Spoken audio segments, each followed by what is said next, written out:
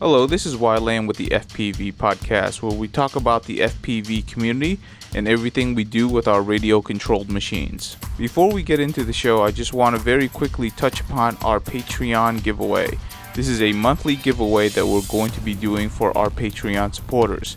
So we're going to be giving away a lot of great products. The first month, January, we're going to be giving away a GoPro and a couple of other things. So if you're interested in supporting the podcast and being entered into the giveaway, please go over to fpvpodcast.com. That's fpvpodcast.com. Before we start the podcast, I would just like to thank our latest Patreon supporter, Daniel N.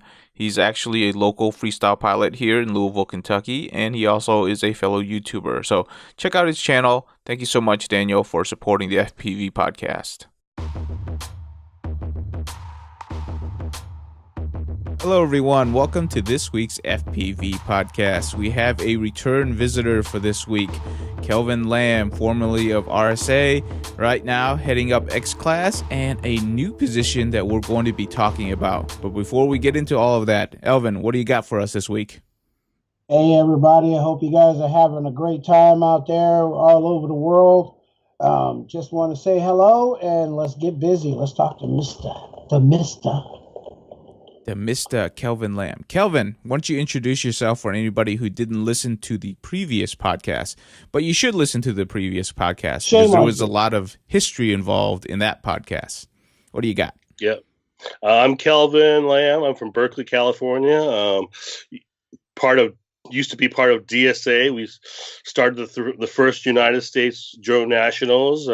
Then we had Drone Worlds, where we had like 40 countries come to one of the biggest events we had. We had Drone Nationals in New York, so a lot of big events. And now I've been doing X Class for a little bit over a year now. And we're starting season 2, and a lot of exciting things happening. Yep, for sure. Definitely. So let's go ahead and start with getting an update on X Class, because that's something that's very interesting right now to have big drones racing. Even like you shared with us the videos of the final or the first race or the final race in the first race of the season. And it's very visible, even from like just shaky camera or, iPhone camera. You can still see the drones flying around, and they fly pretty far out. So give the folks a basic introduction into X Class. Well, X Class started basically we're in Hawaii at Drone Worlds. We had the first 1,000mm class drone racing that track, and we decided that we heard from other investors that number one, the small mini quads are too small to see for a spectator, so we needed to get a bigger size. So we decided to do the 800 to 1200mm class, X Class size. Rainer von Weber, he's the guy who's created that first X Class at Drone Worlds. He asked me to join X Class with him, with a gentleman named Noah Furman, who used to be part of DSA, as well as Nathan Ducray, who you guys met before, part of DSA, and a bunch of other guys who've been working together for about 3 or 4 years building drone racing. But prior to that, we were FPV pilots flying together in the field. That's how we originally met. But we started pushing this S Class thing last year, and we said, okay, there's definitely a way to get these larger drones flying like we fly these minis. And I've been trying to push the hardware to all these companies. You got to make motors like this, ESCs that can do 100 amp. Not 80 amp. I mean, they have ESCs that are 150, 160 amps, but they can't utilize the software that we need now for these newer drone quads, And now we have the B rotor 80 amp ESCs that have been working pretty well. Majority of the pilots use those. We're using the T Motor F1000 motors. B rotor made some motors specifically for X Class. We have some X Class motors that are 666 kV. So, I mean, things are coming from all these companies. And now, just like the mini quads, as things break down, as we figure out, oh, this is not working correctly, the manufacturer makes something that's better. We try it out. We're all the beta testers. I've heard you guys talk before. We're paying beta testers for all this equipment, So now they see that there is a chance for large-scale drone racing. Mm-hmm. So now, finally, with relations with these companies, they're making things that will go faster. And I mean, we hit 130 miles per hour last year. 130, okay, on a 1,000 millimeter quad. And there is Master Air Screw. There's a company that makes props, and they have made some custom props for us that are 13-inch tri-blades that I think we can hit at least 150 mile per hour this year. Wow. If not faster. So, for me, I see the technology starting to come up. Just like back then, we were running the ZMR motors, the 1306 2300s, right? Now they're starting to make bigger motors, for the mini quad. Same thing for the X class. I see more frames coming out, and as you guys saw that competition the video, you can see them. You can see them flying in the air. We have a custom mold that we've made out of clay. In that mold, we were going to compress a body, right? A molded body, so we can start putting sponsors' names on it and stuff like that. So things are starting to move, definitely, in the X-Class realm. At the same time, I think the biggest news, we announced our whole series that we're having this year. We're having 4 what I call community races, where they're open class. You can fly as long as you have an AMA, of course. And then we have what we call we'll be racing on sprint car tracks. So it's an oval, right? And there's already spectators there, 3,000 or 4,000 at each event normally. We're going to become one of those heats. So let's say they have 5 heats usually in one evening. We're going to become maybe the 6th heat, where we'll have drone racing at that moment, right? Wow. On that 6th heat. It'll be like maybe 10 laps, about 4 pilots at a time, and the spectators can see what's going on. We'll have LEDs, and like I said, all the molded canopies ready to go. And we'll see if these race fans are into drone racing. We have to try it out to find out. We just don't know. We do definitely. not know. And no, that sounds like a great idea, and that's a great achievement right there, because sprint cars have been around for a very long time. You're breaking into a tried and true tradition right there. People that go to sprint car racing, they are hardcore racing fans. If you can get in with them, you have a product, right? Isn't that right? Absolutely. Yeah, if you can pull some of that audience, man, they will follow you all over the world. Yep, forever. Sure. Yeah, and it's like here in Oregon, we have sprint boat racing, which is, in a small, like the size of like 3 football fields, and they race an intricate course dug out by backhoes, and they pump water in and stuff, and they just race through the courses like we race drones. But unfortunate for them, if they leave the course, they roll over. You run out of water. But and the thing is that those people come out of nowhere, man. Like you like the towns that they have these races in. You go there during the week before, and there's like nobody in there. It's just like maybe you see some dude walking down the street, and then all of a sudden that weekend, there's 30,000 people crusted into one little area, and providing an income for a city and a town. And I think that's part of the things that we need to focus on, is not trying to be so central located inside the city, that we may need to move out a little bit, so that we have a little bit more room. We have a little bit less chances of infringing on someone else's personal space or commercial airspace, or, running into helicopter transports and having all these height limits. Once you get outside of town, you don't really need a height limit of 450 feet. You can actually hoist a balloon. Here's my idea. Hoist a balloon with a gate floating 50 to 100 feet off the ground, and Yeah, see me if you need to talk about the dirigible for that. I got a guy for you. Anyway, but anyway, but these things are constantly supplying an income to a city, and I think that's also a great avenue for X Class because you guys are so big. You can pull people in because people do want to see drone racing. When they come to the field to watch the little stuff, they're really interested. But the problem is like you said, the sponsor said the same thing, and why as an organizer and I as an organizer, we all know that the size does matter when you're trying to get people to watch and pay to watch. So it's awesome for that X Class, right? And size does matter. Throw stuff on the bottom, y'all. But and the other thing I wanted to a little recap on is um, it's kind of funny how the drone industry we started off with big ships. You know, Yep. I was one of the first people to flip an S1000. Wow. And it took lots of altitude, but I did it. And um, we were slowly shrinking down the S1000, the 900, down to the DJI 650. I mean, 650, the hexacopter. Then we rotated it into a Y copter. Then we went to the little one. Then the blackout came, and then it just exploded.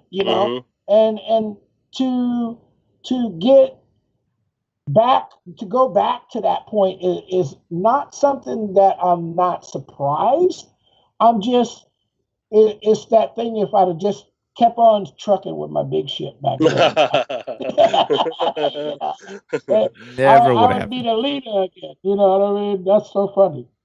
Well, Continue innovating that big ship from back then, and Yeah, you probably have a few X classes already by right, now. right. it takes a while, right? Because you never Yeah. know where technology is going to head towards. I do think there's always going to be a spot for the small mini quads, right? Because it's much more accessible as a sport, and it's a good place to start. And then if you really want to go hardcore into it, you can start building some of these larger ships, which, like people like us, that's what we would want to do because we want to push the envelope of what's possible and also how to entertain people because there's interest there as event organizers, obviously, to do that. So let's talk a little bit about, like what's going to happen in this sprint car partnership. Is that the right word? Partnership? Yeah, it's a partnership. Basically, we have a deal with the majority of these. There's an owner of a track, right? And we've talked directly to the owner, directly to the insurance company, directly to FAA, right, to make sure that we have approval for night flying FPV now, Oh, right? yeah. All right, because the majority of these races are at night, so Right. we've already got our FAA approval. Luckily, with our relationships from previously from DSA, right, and doing stuff with New York and stuff like that, we knew what to say to the FAA to get our approval for drone Wow. racing with the crowd. Okay, Wow. That's so good. yeah, so it's definitely it's a step in the right direction. Yeah. Having that communication with them, and I think the partnership with these owners is, I mean, at NASCAR, car racing, I believe has been taking a decline, right, in the amount of spectators watching. So a lot of these smaller tracks, right, where the sprint car owners, that track owners, they want to add certain things to the track to get younger crowds to come watch sprint car racing. So that's what we've been marketing to them, that this is something that these a new a new group of people can be watching these drone races, right? Mm-hmm. That are younger, that will come to these, number one, watch sprint car racing and drone racing at the same time.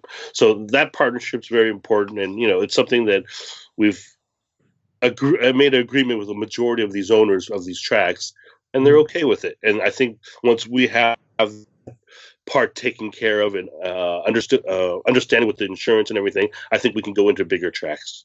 Right. I Definitely. mean, I know you're at the Kentucky Speedway. I mean, but my thing is, how about if we can run an X class through the actual track right? With Mm-hmm. usually utilizing whatever we need in technology, but running the actual track, right, and having a race there with X Class. So I think that's our goal, right? But like, we have to start at the bottom. We have to start at the beginning, right? We have to start at these smaller tracks to build it, and that's what we're doing now. Yeah. No, that sounds terrific. And, I think we're seeing inroads in a lot of racing venues trying to look at different ways to increase audience attention. So you definitely have something there. The millennials, yeah, they're not into car racing as much as some of the other things. So hopefully they can get into some of the other things like drone racing, because like Mm-hmm. you can actually do this stuff, right? If you're interested in drone racing, you can go out and get a mini quad, or you can get a Phantom, and you can fly those, and they're actually kind of Mhm. fun. Good introductory stuff. So that's some awesome things going on there. Now let's shift gears and talk to me a little bit about the teams. Like, how has the teams changed, and how has the actual drones changed? Has there been a big shifts from season 1 to season 2? Yes, I think season one we were definitely prototype frames, right? There was only a few frames out. We're utilizing wood, right, to start at the beginning to figure out, what are the weakest areas, what areas need to be protected most, what areas not don't need to be protected. We figure Mm-hmm. out this year we want the arms to actually to break. Right, Mm-hmm. because if the arm breaks, then the motor is saved, the ESC is saved, the electronics in the middle are saved, Mm-hmm. because that will, and $7 an arm. It's not Right. that expensive, and that I think that part was the one of the most important things we figured out, because the props we have now, they don't break. They're pretty stiff. I mean, Hey, They if they're going to crack. go 150 miles per hour, Mm-hmm. they're pretty strong. I mean, yeah, I've had, exactly. so they rarely break, rarely break. So yeah, the arm is the weakest link. That's what we've made, and then now it's figuring out a good motor mount. Right, the motor mount we were utilizing ideas from like a S1000 or something like that. Mm-hmm. Now we've started to change it. We're using carbon rectangular pieces. We're drilling holes on the top, and we're running and doing a 3D print, running it through the interior of that rectangular carbon piece, and then drilling holes to mount the motors. So now we don't have any more extra pieces for motor mounting, and we're not utilizing a circular arm, because if you use a circular Mm-hmm. arm and you crash, it will bend. You never know if it's level. But now that we're using rectangular, now we know every time it's mounted flat, right? And it's easier, less hardware to break, basically, right? We're using bullet connectors for the ESC, so it's easy swap. Um, what else? I mean, when it comes to the flight controller, VTXs, we're still using stuff from mini quad technology, right? Right. F3 boards. I don't think anyone's used a race flight board yet. I have one I might try on an X Class, but I mean, things need to be tried out. I think at our first race, where there's about 6 pilots, we had 7 crafts. This last race, I think we had 11 pilots, and I think over 24 crafts. So pilots are having multiple crafts now, right? Mm. Instead of just one. And what I see when it comes to technology wise, now certain teams actually have a dedicated person building a dedicated. Ooh. So Zoe FPV, Zoe. Yeah, All right. yeah. Andrew Dysonian is her builder, right? Basically, her Mm-hmm. her engineer for her craft, right? So I'm starting to Mm-hmm. notice that there's going to be a team dynamic going on with these bigger crafts, because in reality, there's going to be a person who's going to be a better pilot than a better builder, It right? has to be. Has to be. Currently in mini drone racing, majority of the pilots that were good the first 2 years, they were good builders and good pilots, Right. right? Now that you notice these younger kids coming along, right? I mean, Min Chung Kim, when he was young, he did not build his helicopter. His Right. dad, right? He did not build his mini quad. His dad did, right? True. His skills is flying, right? And Right. like these kids now, if they don't need to learn how to build and just need to learn how to fly, yes, these kids are going to take over the whole drone industry when it comes to racing. Their reaction time is faster. There's less thoughts in their head about, the last race they lost, right? Oh, Right. the pressure's not there, right? When Joe Scully yells, "Oh, top 8, this is going for top 8," the pressure's not there for that kid. He don't care. It's like playing a video game. Oh, another quarter, another credit, whatever you want to say, And I mean that's how I see it. I mean the younger kids are going to come up and they're going to beat everybody. And then it's going to be a separation. Like I said, there'll be an engineer. There's going to be a gentleman that's going to be flying the craft. There's going to be a gentleman who's going to be the line of sight coach, whatever you want to call it, spotter. He'll have goggles on, right? Yep. And he'll be spotting with a 360 camera on top of the craft where the spotter can look left and right and he can see if there's a craft next to you, right? The pilot won't, but the spotter will, right? And at the same time, I see what I've always pictured, front and rear HD cameras, right? Right? For the spectator experience. I mean, I was pushing that 2015, Connex, I wish it worked. But it hasn't been pressed to the limit where it needs to be. We'll see what happens this year when it comes to HD. I don't know. I mean, I that's still the future, but it's not there yet. Still, still not there yet. in that thought process, my thought process is, what happens when you try to go too small, too fast? You run into a lot of issues. There's a progression. We went from an HD unit that's like this big down to an HD unit that's this big, a little too fast, and it's just going to take a little bit more time to get the latency knocked out, right? And that's really all of. It's not that it doesn't work; it's just that it's just too damn slow. Well, it's also the fact that you definitely want to increase the reliability, because there are some issues with that too, but it's very minimal. So I think they can crack it if they keep investing into it. The question is Connex willing to invest any more money into this technology? So that's the thing. We all know how that works. Yeah. I mean, you guys saw the closeout sale online on Connex stuff. The fools were dumping it for a while. So, I mean, hard to say what's going to happen there. But, but at the same time, I mean, pilots will have their FPV feed. We will have front and rear HD cameras recording, right? That could be latency coming out, but we can still feed it. No, you can still feed it via... There's latency, but you can still feed that, right? So it's something, and majority of the time, if you watch drone racing and it looks good, majority of the time it's talking about the pilot, what's going on. You see the feed for like 5 seconds. So that 5 seconds is HD, you're good. And then you can go back to whatever you're doing, But if you go to the analog, the second you go to analog, sorry, it's over. It's over. You can't even put it on TV, I'm sorry. Well, let me watch that movie. Hey, you know what? You can always... Even if there's a delay, you can use it as kind of a crutch replay, or a moment in which you want to highlight. It doesn't have to be the actual live feed. Or there's a lot of trickery that you can get involved that you can do it, because there are plenty of HD systems that can stream HD. It's just you're gonna have a delay, which is, if you know about it, you can broadcast it and be fine. Right. One thing I noticed in Korea, right? So on the live broadcasting, when I was watching Min Chung Kim race in a baseball stadium, they had 5 HD cameras, the ones they use for, sports, the big Sony ones at NBA games, right? They had 5 of those going at different angles, right? So there was an announcer talking about the race.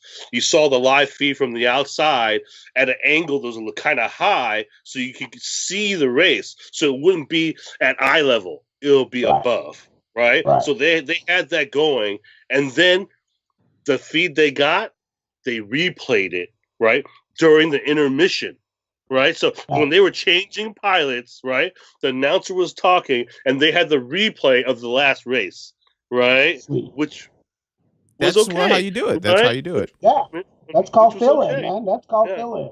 So I saw that. I was like, that's a good idea. But that's why Korea is killing it when it comes to drone racing. Number 1 in the world right now. Sure. No doubt. definitely. Even though some of the top pilots in the world is from the USA, we're not the number one in the world, guys. For Hey, sure. Not it's anymore. about Shake your finger investment. at whoever you want to, but there's other groups of pilots out there to get out there and race with. That's one of the reasons why I keep talking about team racing and how we need to leave our little areas, and because you can dominate in a different area depending on where your skill set is. Mhm. Now, I think that's the progression. Well, that's a later subject. Let's get back onto X Class real quick. So we obviously see that there's a bump in technology. There's a bump in actual participation from just event organizing itself. What about the fact that, like, can people build these things now? Can I just go out to one of the vendors and say, hey, you know what? I want to build a 1,000-millimeter drone and test out the waters. Like, how's that going? Is there anybody on your side that's actually starting to sell these and try to expand this community of X-Class, participants? Absolutely. So Zoe, FPV, and Andrew Dysonian, I can't remember I think it's Dysonian.com. They are starting to sell what we call a Vixen. A Vixen frame, right, is it's aircraft aluminum with 3D printed parts, with a center hub that's that's aluminum too, and that's the one that went 130 miles per hour. The frame costs about, I think, $225 to $250. B rotor, they sell the motor. I mean, currently, not one company sells everything, right? But there's a few companies that sell parts, right? But Zoe's website, they have the majority of those parts there, but there's, like I said, something are mini quad parts, right? So Yeah, that's fine though. But like, we can do it. Like, if we go to Zoe and say, hey, Zoe, give me all the parts to build an X-Class spec drone, it can be done. It can be done now. Finally, it can be done. That's what I want to hear. So anybody who's interested, I know there's plenty of people interested, okay? Because, like, I go to events and we start talking about bigger drones and people start talking to me. It's like, yeah, I heard that. It's like, when can we buy it? I'm like, now I can tell them something. That's pretty cool. Hey, so, and Sharif from Horus Drones, I know he has his frame. I know that if people are interested, he can definitely make more. He's made a few, and that's actually the frame that Kobe has won with the past 4 races. We've had 4 big open races. He's won all 5. He's won all 5 with the Horus frame, with the F1000 motors and the B rotor ESC, which everything you can buy off the shelf now. Okay. And the Master Air Screw props, tattoo batteries, and other companies are starting to make batteries for. I know Venom is starting to make a battery for us, and once they start, I'm pretty sure maybe Pulse will make a battery for us. There we go. Slow. But at the same time, it's happening. It's happening, and because the mini quad market has slowed down, everybody knows that. Right. Mini quad that market has slowed down. It's the same people buying those parts, so they want to upgrade. It's like the new iPhone. Oh, new motor. Let me get that new motor. And that's how I see that part of that industry going. And for luckily that. For us, that's not happening. People are just making pretty good stuff, and it's pretty solid. But we're testing it. We're testing them all the time. And, every time you plug a battery in. Every time you plug a battery in, and you have to pay for it too. That's the terrible part, but that's a different story. I'm sorry to say, but okay. Last question about X-Class, and then we're gonna move on. This might be one that you can't let me know about, but like, X-Class is primarily in the West Coast. When are we going to get an East Coast branch, man? Come on now. Give the East Coast guys some love. What's going on here? As I learned from before doing previous events, when you spread yourself too thin, it's tough. We got to keep West Coast, keep it local, keep it to where we can drive to. We don't want to pay, there's 10 of us working for X-Class trying to make this thing happen. And $500 a person going to travel is just not worth it, you know. And we said, you know, we could save that money to help the X Class community. We can help build X Class, you know, locally. And I think for us, that's what we're doing. We're going to keep it out here first. But if there are people that in the East Coast who want to have an X Class race, let us know. Next year we could maybe add them to the schedule. But this year we have an Oregon race. xclass.racing. Our schedule's there. xclass.racing. There you go. Okay. xclass.racing schedule's there, and you know, but we were trying to work with flight tests, right? But we'll see. We were part of their race last year in the West Coast, but they're not having West Coast. Well, they haven't found a spot for West Coast yet. Yeah. So we're still talking to see if we can do something with them. All right, no problem. To figure that out. Yeah, definitely. Yeah. So definitely, you got to keep growing at a steady pace until you have a product that you can actually duplicate and multiply throughout the U.S., internationally, whatever. Right. But hey, keep pushing, man. We'll definitely be in touch with continuous updates on X Class. It's an exciting development in the drone racing world, and hopefully it becomes something, because right now we definitely need more categories in drone racing, because just having mini quads, I mean, you can see it. It's already been dominated by kids. The older folks, the more mature folks, the folks that can actually work in teams, they need to graduate from mini quads to something else, and absolutely. I believe that's going to be the progression in terms of when the young kids take over, because we already see it happening. We've predicted it for over a year now. And now, like, what we're looking for is exactly what's going on in X Classes. We need people to specialize. We need people to work in teams, because predominantly, older people are better at working teams, although not all the times, because you see the drama that goes around all the time. But that's the next level, right? It's always going to be team racing. And if you want to continue drone racing, that's the next progression. So you got to go look for that, right? Because if you stay in mini quads, the young kids are going to trample you. It's just life. I'm sorry to say. Trample for sure. Hey, I'm sorry. You saw it in Sebring, okay? I mean, I don't even need to give examples. You see it on television or live stream. So that's one of the things I wanted to talk about. Can we talk about that now? Yeah. Okay, fine. You can skip that, and I'll use my last section. Go. All right. Well, that's the thing. Right now, kids. We talked about it. We predicted it. It's happening. It's become a reality in everyone's life.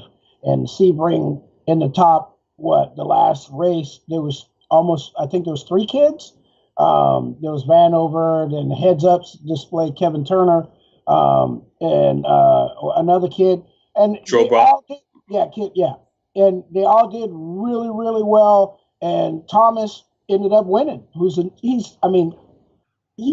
still a kid. I mean, come on. I'm 50. He's still a kid. He can barely buy a beer. Hold on, can he buy a beer? I don't know, but I don't think so. I think because we watch him grow up, because his videos, he's like 14 when he started his videos, probably. Right. Yeah. And so he's like 18, 19 years old, and he won. And I'll say, congratulations to him on keeping the practice going, keep pushing. If anything I can say to anyone out there, if you want to be a professional, you have to practice. You have to practice consistent.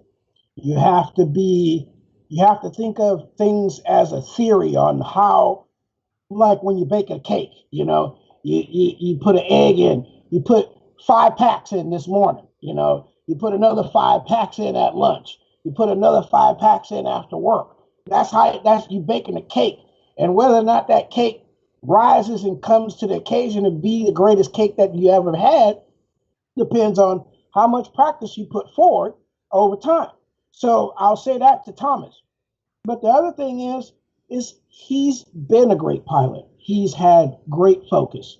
He's his parents are the type of people where they watch the flower bloom. You know, I mean, if you want to call it that, they watch this thing grow and mature into something, and they gave it the room to grow. So, you know, there's a lot to say about his parents too. And then the kid has skills. He's always had them. He's been a great pilot. He learned to fly really quickly. And he's just, and then the other thing is, you got to get out. You got to leave your place. You can't just be the big dog in your town. You got to get your little booty out and leave and go venture out and go experience other places and other worlds, because you never know when you're going to be on top. And today, this weekend was Thomas's the piece de la resistance, right? I mean, that race was phenomenal. He raced all weekend really well, and all the kids did. But now, the takeaway from Thomas, to talk about the rest of the kids and the rest of the pilots, this is not going to be, in 2020, this is not going to be an adult sport. We're losing our ground as the older guys. We're losing our ground because these kids have twitch skills that are far greater than ours. They can pick up the tracks quicker. They don't have to have 20 laps. They can go out and run 5 and be consistent the rest of the day on those 5, where some of the older pilots need 25, 30 laps just to remember the course, just to be able to fly like they want to. And that's slowly reducing. But then here's what kind of puzzles me. What do we do with the older pilots? What do we do with the kids coming up? I mean, DRL had their little tryout thing, right? Mm-hmm. And out of the top 14 pilots, there was like 7 kids, right? And, you know, technically they don't accept children. You know, if you're not 21, you're not going to be on DRL. Mm-hmm. What do you do about that? I mean, that's like, to me, if you're DRL, you're screwing yourself in the end, because if you can't supply the money to chaperone the kids, because this is what it comes down to. It's about money, right? They write that check, right? They write that $70,000 check, maybe $90,000 check this year. They write that check, and then they got to make sure that those pilots get to where they got to go, right? Now you got to supply chaperone for a kid, or you got to pay the parent, right? Or you know, hotel stay, not for one pilot. Now you got to pay for the parent, mm-hmm. maybe the little sister, maybe a little brother, whatever, right? So these fees start to expand, right? Mm-hmm. As you start to increase the younger ages in there, and the younger the pilots, the more chaperones you need, right? So I think that's what it is. But the problem is, pilots want to race. That's one of the things about this industry. We as pilots, we don't care who's racing against us, whether it's a 10-year-old mm-hmm. or a 90-year-old. Mm-hmm. If you made it to the last few races, you belong there, right? That's how we see it, right? So with these kids in DRL, if you hold a race and you say these are the top pilots in the United States or the top pilots in the world, and Heads Up is not on there, I'm kind of pissed. All right, I'm pissed already. Wait. He's not on. I know this dude is in that group. I saw the tryouts, right? Why is he not on the show? Mm-hmm. You know, and then that sets doubt in your claim to who is the champion, right? Mm-hmm. Because the rest of the year, everyone else can say, so-and-so wasn't there. So-and-so wasn't there. That whatever, so-and-so wasn't there. You know what I mean? And that makes you illegitimate. And that's bad, right? You don't want to be the illegitimate champion. I mean, that's a tough one. I mean, what DRL's doing is based on how they can spend their money correctly, right? Not how who is the best pilot in the world today, right? I've been looking for that since I've been in drone racing. You guys know that, right?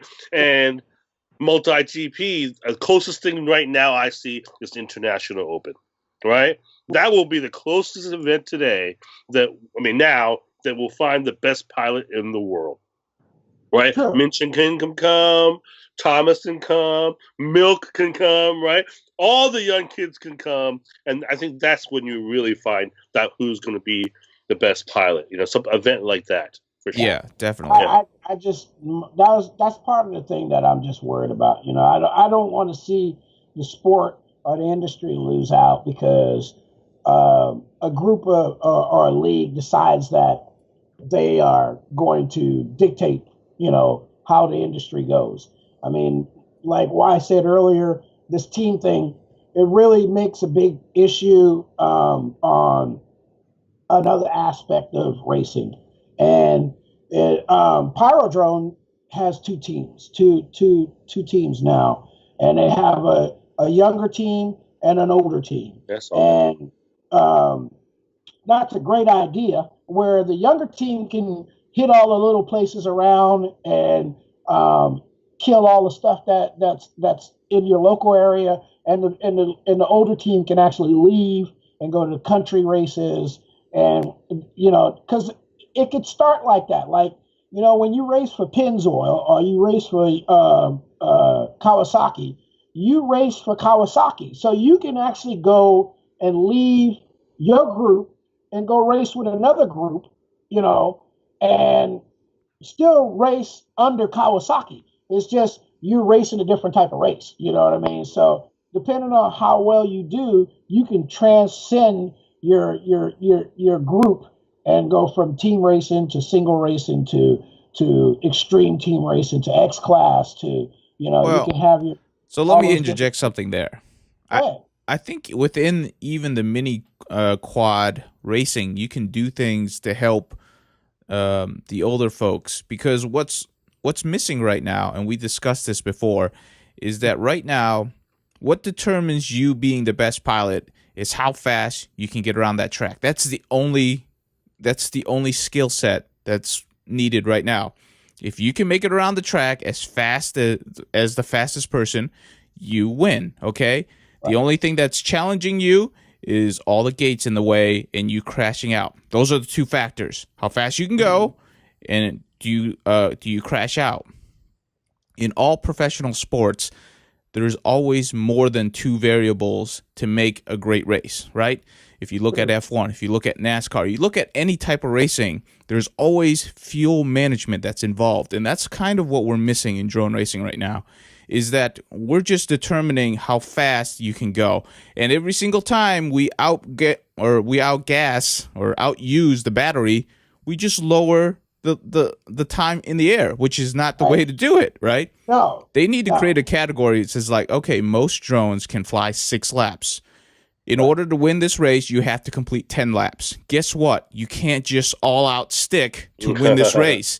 You actually have to figure out when is the best time to go all out, and that is the best strategy to make you win. That's when age, experience, all these things that the top pilots of yester generation, sorry guys, you are yester generation at this point, that experience is what's going to win you races. If you don't incorporate that into your racing now, it's always going to be the kids, because the kids have that skill set. They have it down, right? So now you got to incorporate fuel management strategy, which is basically batteries in drone racing. You can solve it doing that problem. There are multiple ways of solving, right? You can go to X class as a way to solve it. You can create a new category of racing, which is what I just proposed right there. Hey, instead of doing just two-minute races, you do 10 laps when you know most drones can only do 6. Guess what? Now you incorporated different gear, potentially, different strategy of racing, different techniques to get around the track to get to those 10 laps. Those are things that I think the sport in general needs to think about. But that's that guy over there. That's not me. I'm just the guy that's going to cheer. But Well, he's doing X class, so I mean, that's actually one thing we were worried about at the beginning when we right, were going. Okay, spectators are going to watch this. How many laps do we need to have? right. Can we have a 4-lap race, 6-lap race? So we were figuring out exactly what you said. We could run 6 laps, and the battery would be almost dead, right?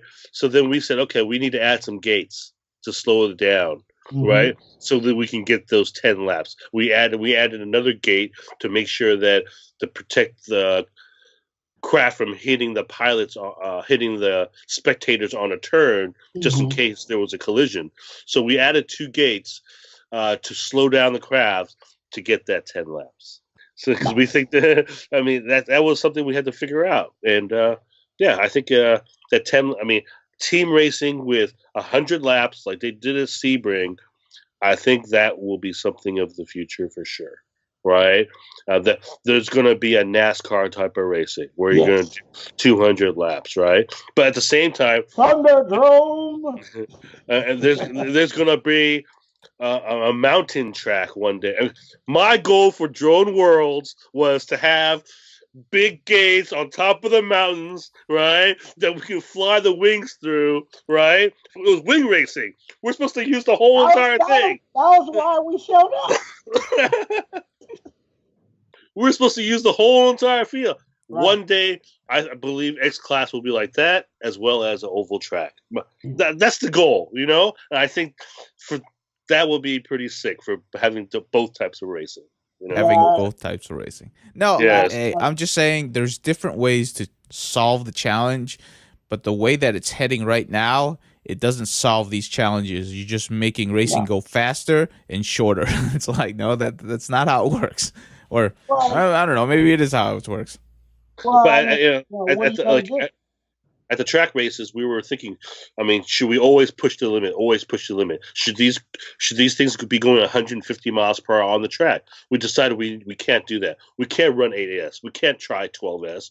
We're just going to run 6S, reliable crafts. They're all going to be around the same power range, right? Mm-hmm. So it will be fair for all the pilots to race. It almost needs to be like a spec class, right?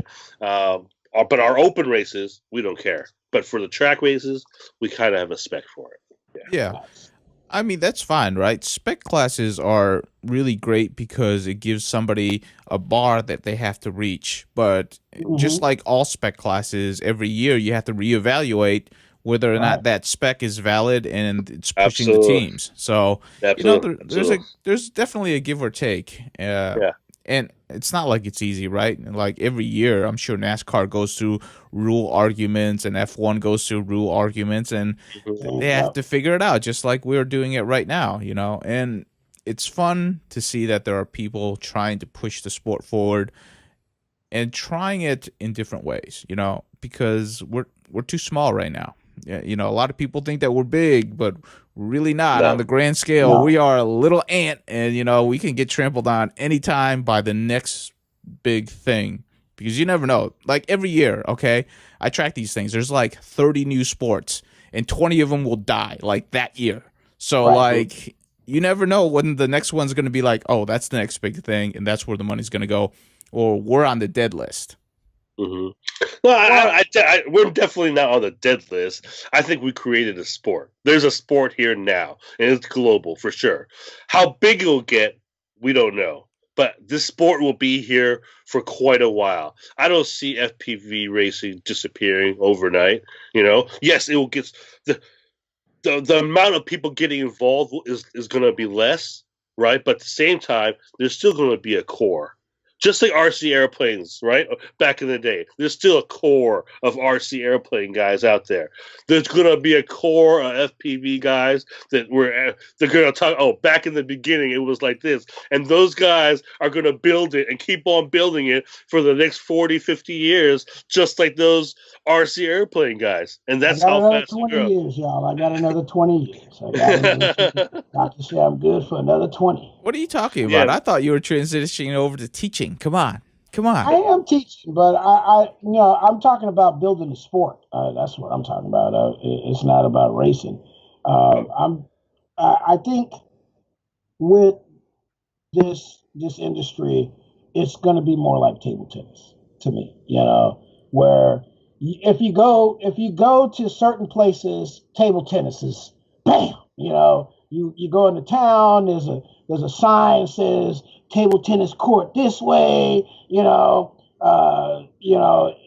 or tennis court this way, indoor tennis court that way, and then once or twice a year you hear about this great big giant race, and there was 50,000 to 60,000 people there watching the race, and then it kind of simmers down for the rest of the year, and then you have all these little amazing little tournaments going on, and I think that's what I see in the future for FPV, unless it changes, and X class is an opportunity for it to expand, because we all have experienced the response that we've seen and heard from the crowd when the big stuff comes out and starts to open up, and it's like when we were at Dover, me and Y, as soon as you heard the NASCAR engines leave the start line, nobody could pay attention to anything else. You know what I mean?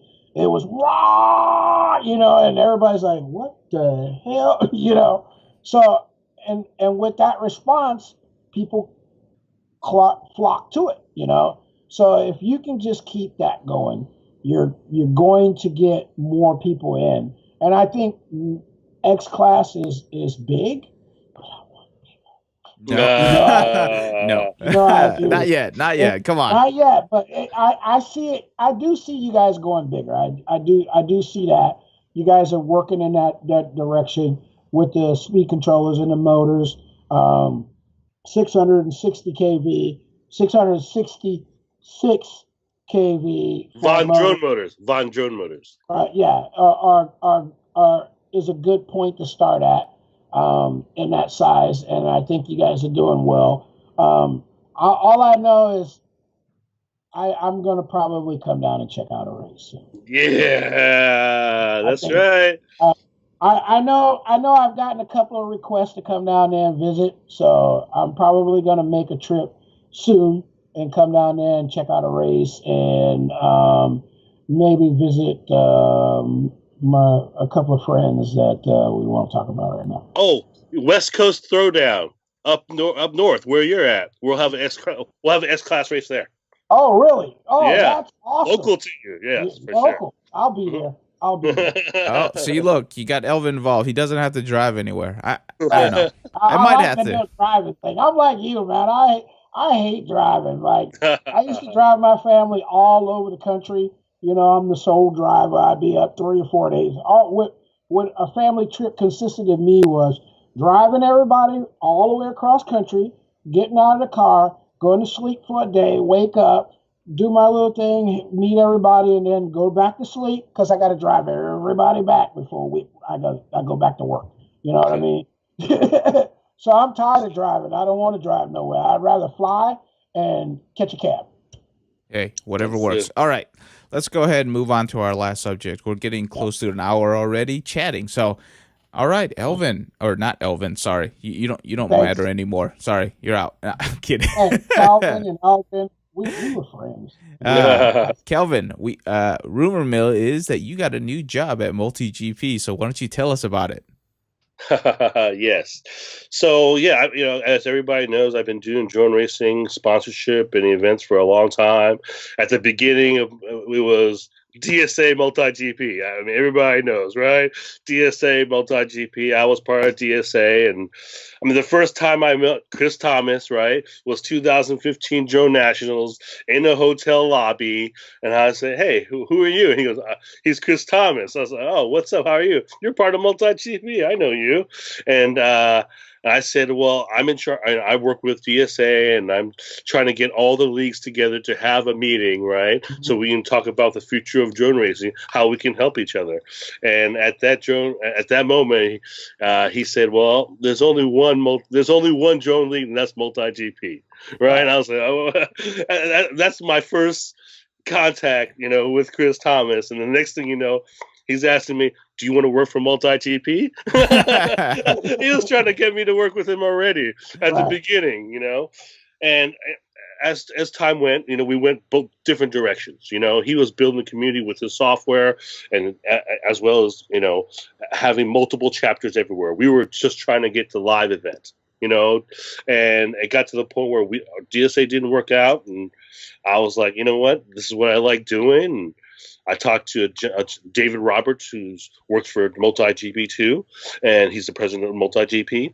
And he flew out to California to talk to me about joining MultiGP as a team member in charge of strategic partnerships. And I said, I'll think about it. And it was a little bit tough at the beginning, but it helps build the community. It helps build drone racing, what I love doing. And I said, okay. And January of this year, I decided to work for MultiGP, and now I'm working with them, with Joe Scully and a bunch of guys there. And I mean, drone racing is incredible now. I mean, compared to where it was in 2015 to where it is now, what MultiGP has done. I mean, you go to one of their races, you're talking about 3-4 minute heats. Right? 3-4 minute heats. Okay. That's what we've always wanted. Right? They have gotten their system down to the point where it's running like clockwork. At the same time, International Open, they had 7 courses running at one time. I was like, wow. I mean, that's incredible what they've done. And I believe that with the 20,000 people that have subscribed to MultiGP, that what Chris Thomas has created, right, that is going to help bring drone racing to the next level if it's done correctly. And I want to be part of that team, because I definitely see that if drone racing is going to be the mainstream, right, MultiGP is going to lead it.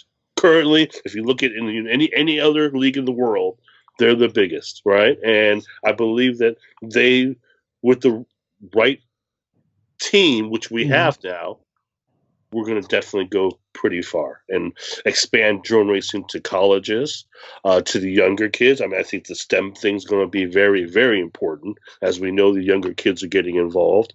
And when it comes to MultiGP, they have a media department. They have a web department, right? They have a person working on everything needed for a large-scale league. And it's pretty incredible what they've done. If you look at it, I mean, I don't know how many chapters around the world, but I think there's like 300 something, if not more.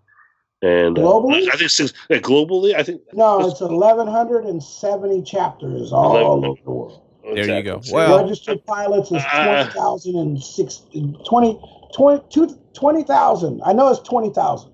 it's over 20,000. Yes, it's Yeah, definitely by far definitely the largest and well-run organization right now. You can see what they're doing in Sebring, right? It's a very, very well-done event, and you can see spectators are actually attracted there. They're going to these events, so it's definitely a burgeoning and leading the industry in terms of drone racing, which is awesome. So can you give us a little bit of like the direction that you're going towards in terms of sponsorships and how you're handling it for MultiGP? Well, basically, I'm doing the same thing I did before to create. I've already had relationships with the majority of the people that were in the industry, all the motor companies, ESC's company. Now I'm adding other companies that are interested in marketing in the drone industries. Since I live near the Silicon Valley, there's a lot of IT companies out here. When I went to CES, I mean, that's all I was doing, looking for people that are interested in marketing to a group of men, majority, that are, I think, 99% men that fly FPV, right? Majority, the average, I think, age was like from 20 to like 45 or something like that. And they're spending how much money? Maybe 1,500, 2,000, 3,000 on a craft, right? And the people that are making the money, right? We're not people to spend on the craft. That's who we're marketing to. So I'm selling all these IT companies, all these people out there that are interested in this industry, right, to start helping us sponsor some events to help build this industry larger. And I think, I think that's my strategy, and as well as doing partnerships with other countries, adding other countries to MultiGP, like I did with DSA before, to get more pilots involved, so that we can have maybe 40,000 people subscribe to MultiGP. I mean, it can happen, Right. and Definitely. it definitely can happen. It's just right now we're mainly based in the United States, right? Majority of MultiGP, and I see it expanding, right? And as we expand, we'll get more international sponsors too, right? So I definitely see that, me working here is going to help with that, and hopefully get more prizes to the pilots, get more pilots involved, and with more money, we can run smoother events and innovate the technology to get things even better than they were before. I mean, that's the direction we have to. We have to. I mean, we have to head that direction. Right. I mean, and for me, and what I've noticed in the industry for the mini quads is the ready to fly. The RTF units are starting to come more, right? And that's what needs to happen, I think, because only some nerds like us are going to build, right, and change ESCs and motors all the time, right? I've heard you guys talk on previous podcasts. It needs to be simple. It needs to be like an iPhone. I need to be able to go to the Apple store, buy a pair of goggles, buy a controller, buy a quad, right? And Bluetooth connected to my phone. Everything's updated, and I'm ready to fly, right? Just like that, man. And it has to be able to compete. Compete. And I mean, because I see one day that one company is going to come out with a craft that's going to be pretty incredible, and they'll spec class it, and they'll put $20,000 prize, $50,000 prize, right? Everybody's going to buy it, right? They're not going to lose any money, right? That's an idea for someone out there. you just gave away the secret to the way. I mean, that's really it. I mean, if one of these manufacturers were to come out and make a drone that is raceable, right? Raceable. It doesn't have to be the fastest. It just has to be raceable, right? And say, okay, now, for all the pilots that are buying our ship, right, we will give away a prize at this one race, and this is how you get to that race. I bet you if a company decides to do that, at the end of the year, we'll be talking about them more this year. If it happens at the end of this year, if some company comes up with that, does that this year, a product this year, at the end of the year, we'll be talking about how we were talking about this right here at this time, because that's the secret. That's the secret. You supply the product, right? Somebody's got to buy it, right? You have to do the research and all that. You can dictate that. Now, I know there's a couple of leagues right now that have their own ship in the league, right? And I'm not talking about that. I'm not talking about forming a league and then picking up a product. I'm talking about a product manufacturer saying, okay, we're gonna build a drone that's raceable. We're going to sell it for under $250. It's going to be able to do all that you needed to do and then some for racing. And we're at the end of the year, we're going to have a competition to see who's the best pilot flying our ship at the end of the year. That take my money. Take my money. Yo, take my money, right? You know what? Look at your hat. Look at your hat. Not my hat. What's your hat say? Fat Shark. Oh, maybe they might throw out something, huh? They have the new Fat Shark 101, right? Hey, man, people don't listen to me, man.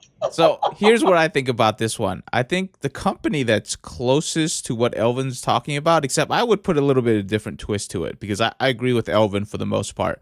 I think Uvify is actually close when it comes to their drones. The problem is that they fall into the same pit trap of the controlling experience.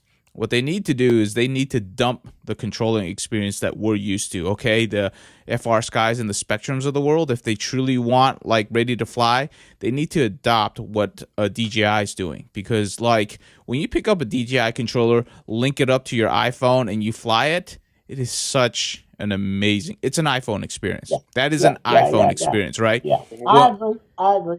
If you say, hey, we have a drone, you connect it up to your Spectrum and FR Sky, that is a nerd experience. Okay, so that's where the disconnect happens. Okay, you need to dump that controller. You need to link it up to your iPhone. You need to go through what you said, either Bluetooth or wireless, and you need to be able to easily adjust your drone from that and incorporate it into your radio. That would be the perfect experience to get everybody in, just like what DJI did. Because you notice, I'm sorry, like, there's not that much innovation going on their drone side, okay? All of them are pretty much the same. They just get smaller. That's it. Right. But their controllers, if you looked at their evolution of controllers, it is like worlds apart, because they understand that controller and that iPhone is what's going to get you out flying. And that's what we're missing on our side, because our controller experience, it's high-tech nerd. Because, like, you ever pick up an FR Sky controller and try to configure that thing, it's like you're going to be on YouTube for at least an hour, okay? That's not good enough, okay? That is not good enough. Not at all. Oh, yeah, the learning experience to get into drone racing is unbelievable. I mean, I was just thinking about it the other day. I need to learn to solder, learn Betaflight, ESCs, controllers. Exactly. The external controllers, right? A Dragon Link. And then you got to do TBS and CRSA. And I mean, as the protocols change. Give me one damn thing that I can use to do what I need to do. I'm so sick of it. I just was talking about somebody this. I'm like, okay, this radio I trust. This radio works really well, but it sucks for programming. You know, that's the thing that I have. Okay, I'm going to go off on one of my little bitch moments. FR Sky, good looking radios, perform really well. You guys suck at programming. Adopt something. Damn it. Something that gives me an opportunity, an easy opportunity, which you guys have now, sucks. It makes guys that, like me, who have been flying JR radios and Spectrum radios and Futaba radios for years, go through a freaking headache trying to program that crap. You know, I got to go get a book and sit down and nine months trying to figure out how to put in Expo on a QX7. That's crazy. You know, that's crazy. Anyway, so give me a radio that I can do my long range modules. I want a module. I want a radio with a module that to be able to do multifunctional things. But it doesn't have to just be module only. It has, you know, I need to be able to connect it to something worthwhile. And if it could connect to my phone and I could use my phone for some things, that would be so awesome. Like I could leave a radio in my backpack and use my phone to control my drone when I'm out flying on remote location. Oh, that would be so sweet. Software, man. It's always where it's at. Whoever can invent that one, the next big controller for RC. Anyways, we're going to start cutting it off right now because, Kelvin, I know I want to be respectful of your time, and also it's a Sunday, and I want to get out. I actually want to do some flying, Kelvin. See, look, you make me want to go out and do some flying. So, all right. Yeah. Flying time. So, Vortex time. Kelvin, where can we reach you respectively for X-Class or MultiGP or personally? Do you have accounts for each, or do you just kind of just go one spot? What's going on? Kelvin8@gmail.com. You can find me directly. Kelvin@multigp.com. You can find me for sponsorship for MultiGP. And xclass.racing. That's where you can find everything about the builds for X-Class, our schedule for the rest of the year. MultiGP, you guys all know, of course, and thanks for having me, guys, dude. It's always awesome to have be on your show and stuff. But yeah, it's good. That's how you find me, man. All right, there we How you go. find- So he's obviously into a bunch of stuff. I'm sure you can find one part of it that you'd be interested in. Reach out to him if you got good information to share or if you want to help out. And we are done for the day. Elvin, you got anything else before I shut this down? I flight, Y light, super light frame. Go get them. 1606 motors, baby. I'm telling you, it's rocking. With the balls, just sliced and turned. Slice and turds. All right, everybody go out and fly. Have a good one. We are done for the week. Love you. Oh, yeah.